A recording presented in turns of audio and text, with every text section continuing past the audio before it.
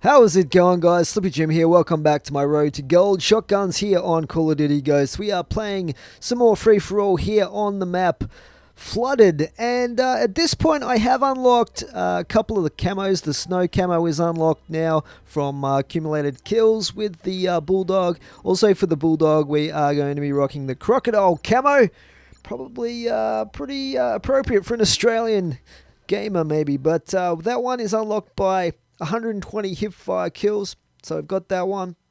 And what I'm working on in this game is the red camo. They couldn't come up with an epic name for it, they just called it red, but that one is unlocked by 50 kills with no attachments. So I have taken off my muzzle brake and my grip, and we are going to rock the bulldog with 0 attachments here. So I have a little bit less damage from range than I used to get with the muzzle brake.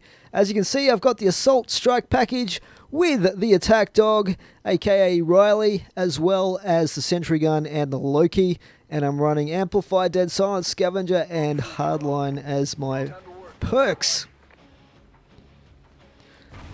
Okay, so we start off here. Now I have played this map a little bit, and I pretty much know where the spawns are in this one, so hopefully we're going to have a pretty good game here, even if we did get killed pretty early. But we get the field orders, so we've got to humiliate the next enemy that we kill. This is one of the easier ones to get. It's also pretty funny, if you ask me, that they actually condone the teabag. So we get this guy, we teabag him a little bit, and we get our care package unlocked from the field orders, so that's pretty cool. This area here, guys, you're going to see me running back and forth and patrolling this area.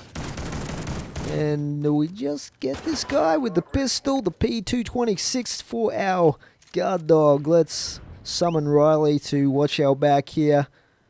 He's a good boy, he's a good boy. And I'm going to try and collect my care package here. This is probably a bad spot to put it, come to think of it, because people will spawn up top there and they'll straight away be able to get a bird's eye view of you trying to pick it up. And this guy here does take me out as I try to pick up what turns out to be an IMS by the looks of it. So I'm going to try and head back in that direction and see if we can get to it. But of course this guy picks it up and manages to plant it just as we take him out for some revenge. And I get killed by my own IMS that the guy jacked. So that was unfortunate. That was not so good.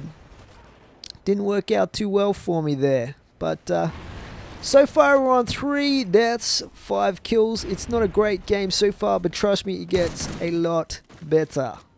And you're going to see some fairly cautious gameplay from me here in patrolling this area and just running back between these two spawns. So there's a spawn back here, and we're just checking back here. Sometimes they run through this hole in the wall from the corner of the map there.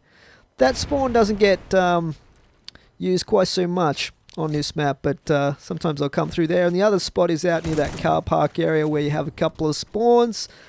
So yes, running back and forth between these two areas, you don't get too many people coming up the stairs. You can get a lot of kills here very quickly. Sometimes people camp up near that car park area trying to snipe. So doing the old slide. What do you guys think of the slide in this? We get some more field orders here. I've got to earn 2 kills with a picked up weapon.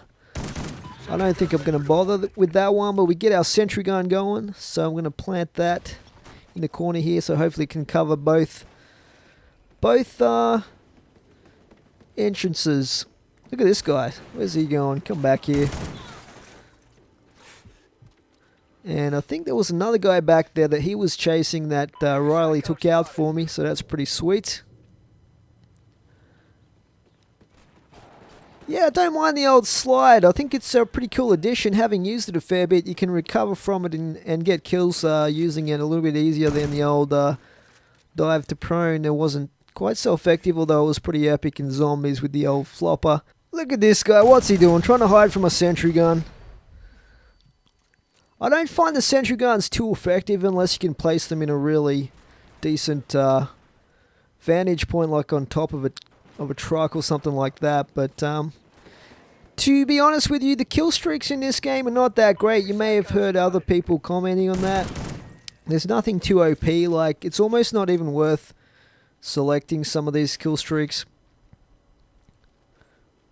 But I mean, if it gets you 1 or 2 kills, I guess that's better than nothing. At least you don't have to airdrop it in. Okay, so just listening. Very much using the amplify perk in this gameplay, although it might not be too apparent because of having the game sound turned down a fair bit for this video. But I am basically listening the whole time here for footsteps, and you can hear them coming pretty clearly.